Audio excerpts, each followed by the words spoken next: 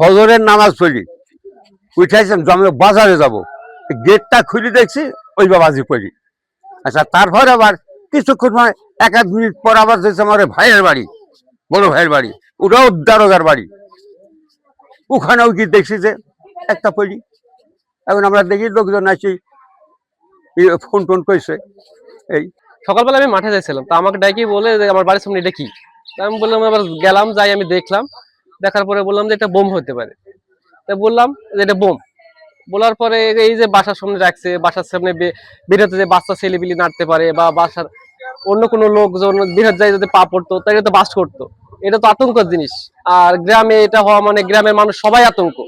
তাই এটার সঠিক তদন্ত করে এটার বিচার করা হোক, এটা আমরা চাচ্ছি।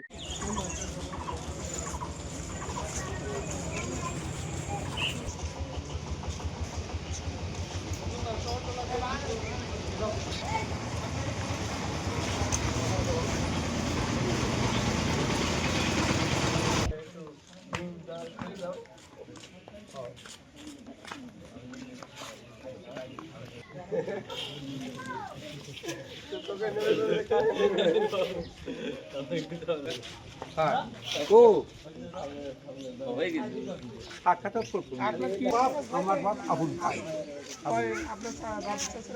তিন ভাই,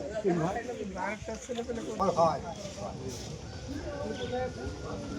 সাতক্ষীরা জেলায় আছে, ওদের থানায় দেয় না, জেলায় আছে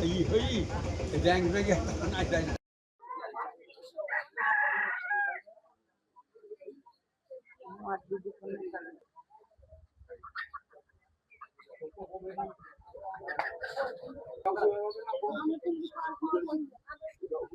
Oi, Argentina!